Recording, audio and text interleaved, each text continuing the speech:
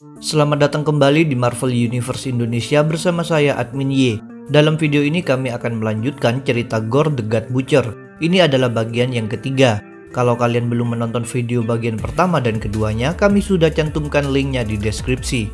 Jauh di masa depan ada dua Thor. Untuk membedakan mereka, Thor yang lebih tua disebut Old King Thor, sedangkan Thor yang lebih muda disebut Thor masa kini. Kedua Thor ini kemudian bersama-sama melawan pasukan Black Berserker. Untuk pertama kalinya, para Berserker memilih untuk mundur. Mereka semua berubah menjadi zat hitam dan melesat terbang meninggalkan Asgard. Mereka menemui Gorr di Black World dan menyatu dengannya. Ini membuat Gorr mendapatkan informasi bahwa Thor masa kini telah tiba. Di Asgard, kedua Thor melakukan pembicaraan. Awalnya Thor masa kini mengira Old King Thor adalah Odin. Dia jelas terkejut saat menyadari bahwa sosok tua di hadapannya adalah dirinya sendiri di masa depan yang telah menjadi Allfather. Old King Thor lalu mengajak Thor masa kini ke Hlidskjalf, yaitu tempat bagi Allfather untuk memeriksa Nine Realms. Di situ, Old King Thor memastikan bahwa para Berserker memang telah meninggalkan Asgard. Dengan situasi seperti ini, Old King Thor hendak melancarkan serangan terhadap Gorr. Tapi terlebih dahulu, dia harus melakukan sesuatu. Dia menyuruh Thor masa kini memasuki satu ruangan dan mengambil benda yang akan dibutuhkan. Awalnya Thor masa kini mengeluh sebab dia merasa sudah cukup dan tak butuh apa-apa lagi. Walaupun begitu, dia tetap mematuhi instruksi tersebut. Ketika dia membuka pintu ruangan yang dimaksud, ternyata isinya adalah berbagai jenis minuman alkohol. Ini membuatnya berubah pikiran. Dia merasa memang membutuhkan semua itu. Pada saat yang sama, Old King Thor mendatangi makam anak-anaknya. Dia memohon maaf dan meminta kekuatan. Setelah itu, dia mengenakan helm lalu memanggil Thor masa kini. Sambil membawa gentong berisi minuman, Thor masa kini mengikuti Old King Thor menuju kendaraan yang akan mereka gunakan, yaitu perahu angkasa bernama Skidbladnir. Kepada Thor masa kini, Old King Thor juga mengungkapkan sesuatu. Dia sempat mengira akan terpenjara dalam penderitaan di Asgard selamanya. Untungnya semua itu berubah berkat kedatangan Thor masa kini. Sekarang Old King Thor memperoleh semangat dan tekad untuk kembali berjuang. Bukan hanya itu, dia merasakan kekuatan Thor Force mulai bangkit lagi setelah sebelumnya dia pikir sudah habis. Mereka meminum alkohol lalu berangkat mengendarai Skidbladnir menuju Black World. Perahu tersebut dapat melaju sangat cepat. Bagi penumpangnya, galaksi-galaksi tampak terlewati sekelebat saja. Selain Old King Thor dan Thor masa kini, ada satu lagi versi Thor lainnya yang terlibat dalam konflik ini. Pada zaman dahulu, tepatnya tahun 893 Masehi, 8 hari telah berlalu semenjak Thor mengalahkan Gorr di gua. Dia sedang terlelap setelah melaksanakan aktivitas netnot anjoy-anjoy dengan wanita desa. Mendadak dia terbangun sebab mengalami mimpi tentang Gorr. Ini membuatnya cemas bahwa Gorr belum mati. Maka dia mengambil kapak Jarnbjorn lalu hendak pergi keluar untuk menghadapi Gorr. Sang wanita ingin ikut pula bersama Thor karena rupanya dia punya keahlian bertarung. Tetapi saat Thor membuka pintu, dia tak menemukan Gorr di luar. Dia pun menyimpulkan bahwa mimpi tadi pastilah tidak bermakna apa-apa. Maka dia hendak melakukan aktivitas lagi dengan sang wanita. Tanpa mereka sadari, di atap ada makhluk yang sedang mengawasi mereka, yaitu Black Berserker yang kemudian menyergap Thor. Dengan demikian terjadilah pertarungan. Di tengah-tengah salju sambil telanjang bulat, Thor berusaha mengalahkan Berserker menggunakan Jarnbjorn. Dia menduga mereka pasti adalah bawahan Gorr, jadi dia menyuruh mereka memberitahukan lokasi majikan mereka. Keinginannya terwujud tapi secara tidak terduga. Berserker ternyata memiliki satu kristal waktu yang diambil dari Pool of Forevers. Dengan memanfaatkan benda ini, Berserker mengirimkan Thor ke masa depan. Dia muncul di Pool of Forevers di hadapan Gorr. Begitu melihat Gorr, Thor tentu hendak menyerangnya. Sayang sekali Gorr dengan mudahnya mengalahkan Thor lalu menyiksanya. Setelah merasa puas memberikan rasa sakit, Gorr memerintahkan para Berserker untuk membawa Thor kepada para budak lain yang sedang melakukan pembangunan. Gorr ingin agar Thor memasang bagian terakhir pada benda yang sedang dibuat. Untuk membedakan dari dua Thor lainnya, Thor yang ini disebut Thor muda. Pada masa kini di Omnipotent City, Librarian sedang berdiskusi dengan Dewa Bagian Pengawasan yang melaporkan bahwa divisi komunikasi telah mencoba menghubungi Chronux. Telah dikirimkan juga pesan melalui puluhan gagak angkasa dan komet ke berbagai kemungkinan lokasi Chronux. Semua upaya ini tidak mendapat respon sama sekali. Dewa Pengawasan melaporkan pula bahwa tidak ada kabar dari Thor. Ini membuat Librarian merasa khawatir. Maka dia memerintahkan agar parlemen para dewa berkumpul. Supaya perintah ini dipatuhi, dia mengancam akan merobek sejarah para dewa anggota parlemen dari semua buku. Selanjutnya, Librarian berbicara dengan Shadrach yang mengaku sebagai dewa perhiasan murah dan penari balet. Tanpa sengaja, Shadrach membocorkan sesuatu, yaitu dia telah membantu Gore. Shadrach mengaku pula sebagai dewa kucing dan kelapa. Ini membuat Librarian menjadi penasaran sekaligus marah. Librarian menyuruh Shadrach memberitahukan sebenarnya dia itu dewa apa, dan bantuan macam apa yang sudah dia berikan kepada Gore. Sambil merasa ketakutan, Shadrach awalnya enggan mengungkapkan rahasianya. Kali ini dia mengaku sebagai dewa pancakes dan tamborin. Meskipun begitu, setelah dipaksa dengan keras oleh Librarian, Shadrach akhirnya membeberkan segalanya. Ternyata dia adalah dewa bom dan bola api. Dahulu Shadrach senang melemparkan bom ke angkasa dan menyaksikan bintang-bintang meledak. Kepada Gore, dia telah memberitahukan cara membuat bom yang dahsyat. Dia sendiri terpaksa melakukannya sebab merasa tak sanggup lagi menyaksikan secara langsung segala penyiksaan yang dilakukan Gore terhadap para dewa lain. Menurut Shadrach, kematian oleh bom akan lebih baik bagi para dewa, sebab tidak terlalu menyakitkan jika dibandingkan dengan siksaan Gore. Dengan demikian, terungkaplah proyek Gore di masa depan. Rupanya Gore memerintahkan para Buddha untuk membangun bom yang sangat besar dan disebut God Bomb. Apabila nantinya senjata ini rampung dan diaktifkan, maka semua dewa di universe akan mati. Komponen inti pada God Bomb adalah jantung Elder God, yang dulu diambil oleh Gore pada awal universe. Selain itu, God Bomb juga ditambahi All Black the Necro Sword serta Pool of Forevers. Berkat tambahan ini, efek ledakan God Bomb bisa menyebarkan All Black melintasi waktu. Dengan kata lain, segala dewa yang pernah dan akan terlahir juga akan ikut tewas terkena All Black. Setelah 900 tahun, proses pembuatan God Bomb sudah hampir selesai.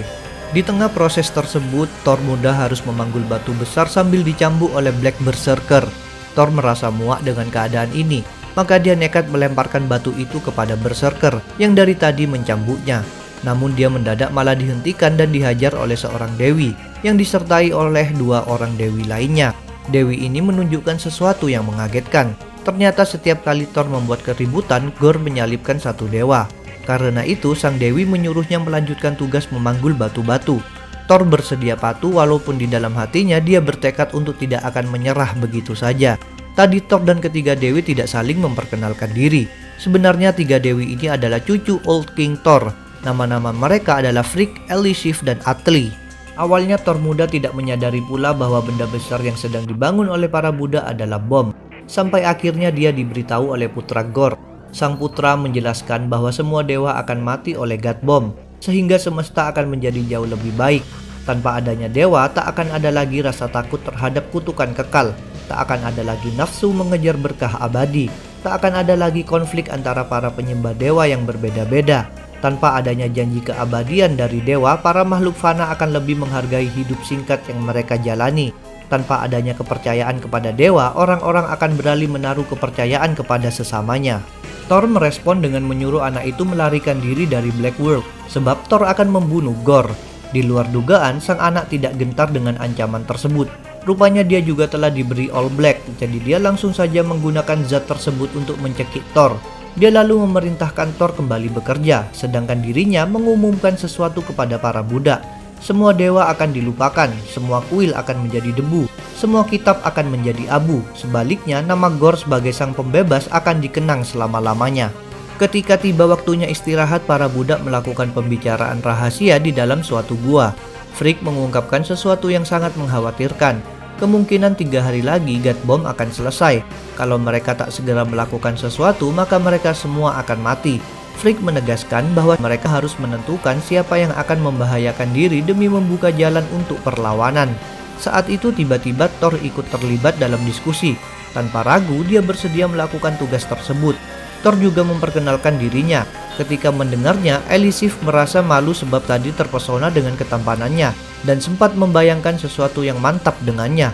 Sementara itu, Frigg mendapat ide, yaitu Thor harus memanggil hujan petir untuk membantu pemberontakan mereka. Sayangnya Thor mengaku tak mampu melakukannya. Black World begitu tandus sampai tak ada petir yang bisa dipanggil. Frigg memaklumi ini. Dia menyebut bahwa di sini dewa hujan bahkan tak bisa menciptakan embun, sedangkan dewa anggur hanya bisa mengubah air menjadi cuka. Namun Thor tak mau merasa putus asa, maka dia menanyakan pada Frigg tentang rencana penyerangan. Frigg menunjukkan sesuatu. Ternyata selama ini para budak secara diam-diam mencuri materi tak stabil yang bisa mereka temukan. Semua materi itu kemudian disatukan menjadi sebuah bom yang diharapkan akan bisa memusnahkan God Bomb. Pertanyaannya adalah siapa dewa yang bersedia berkorban untuk membawa bom tersebut menuju God Bomb? Awalnya Frigg hendak meminta sukarelawan di antara para budak. Alangkah terkejutnya dia ketika melihat bahwa bom mereka sudah tidak ada sebab diambil oleh Thor. Rupanya Thor ingin langsung melaksanakan misi tersebut. Sambil membawa benda itu, dia berlari melewati para berserker. Sedangkan para budak lainnya hanya bisa menyaksikan dari jauh. Dalam upaya nekat ini, Thor berusaha dengan keras sampai mampu memanggil petir dan hujan api yang menyerang para berserker. Kejadian ini membuat 3 cucu Old King Thor terkesima. Pada akhirnya, Thor tiba tepat di bawah God Bomb. Tanpa menunggu lama, dia melemparkan benda yang dibawanya. Tindakan ini menyebabkan terjadinya ledakan besar. Bahkan Thor sampai terlempar ke orbit Black World. Di angkasa, Old King Thor bersama Thor masa kini semakin mendekati Black World. Mereka tahu perjalanan mereka tidaklah lama lagi ketika menemukan banyak potongan mayat dewa yang melayang-layang. Mayat-mayat ini menjadi makanan bagi para makhluk yang disebut hiu bintang. Karena akan segera tiba di tujuan, Old King Thor menyuruh Thor masa kini mempersiapkan Mjolnir. Kemudian terjadi sesuatu yang mengejutkan. Ada seseorang yang naik ke Skidbladnir lalu menghantam Thor masa kini menggunakan seekor hiu bintang. Ternyata sosok itu adalah Thor muda yang terlontar akibat ledakan tadi. Seperti Thor masa kini, Thor muda juga sempat menganggap Old King Thor sebagai Odin. Selanjutnya terjadilah pembicaraan antara ketiga Thor, termasuk Thor muda yang menjelaskan tentang God Bomb. Ketika dia diberitahu tentang tujuan kedatangan dua Thor ke Black World, Thor muda mengaku ingin ikut serta. Maka dia pun melengkapi diri di ruang persenjataan Skidbladnir. Dia mengenakan armor serta mengambil sebuah palu besar. Setelah itu dia bersama dua Thor lainnya memeriksa kondisi God Bomb dari jauh. Alangkah terkejutnya Thor muda saat melihat God Bomb tidak mengalami banyak kerusakan. Ini artinya bahaya dari God Bomb masih tetap mengancam para dewa. Dengan demikian tak ada cara lagi selain mengalahkan Gorr secara langsung. 3 Thor dari 3 masa berbeda ini pun siap untuk melakukan baku hantam. Sementara itu Gorr sedang berbincang-bincang dengan istrinya di kamarnya. Gorr mengaku bahwa setelah God Bomb diaktifkan dan semua dewa tewas, dirinya akan menjalani hidup yang sesungguhnya. Perbincangan mereka berdua diganggu oleh suara yang keras. Rupanya perahu Skidbladnir yang ditumpangi 3 Thor telah memasuki langit Black World. Maka Gorr bergegas berangkat menghadapi serangan ini. Di perahu itu Thor muda merasa percaya diri sebab pernah 2 kali mengalahkan Gorr. Namun Thor masa kini mengingatkan bahwa Thor muda juga pernah 2 kali ditawan oleh Gorr. Jadi dia tetap harus bertindak hati-hati. Saran ini sepertinya tidak dipedulikan oleh Thor muda. Begitu melihat Gorr muncul di dekat perahu, dia tanpa pikir panjang langsung melompat untuk menerjang Gorr. 2 Thor lainnya menyusul melompat setelahnya. Sedangkan Gorr mengerahkan kekuatan Necrosword. Cerita Gorr the God Butcher akan kami lanjutkan dalam video bagian keempat. Jadi jangan lupa untuk subscribe, like, komen, dan share. Kalian juga bisa bergabung di grup Facebook, Discord, WhatsApp, like fanpage, serta follow Instagram Marvel Universe Indonesia. Linknya ada di deskripsi. Sampai jumpa lagi dalam pembahasan tentang topik-topik Marvel lainnya.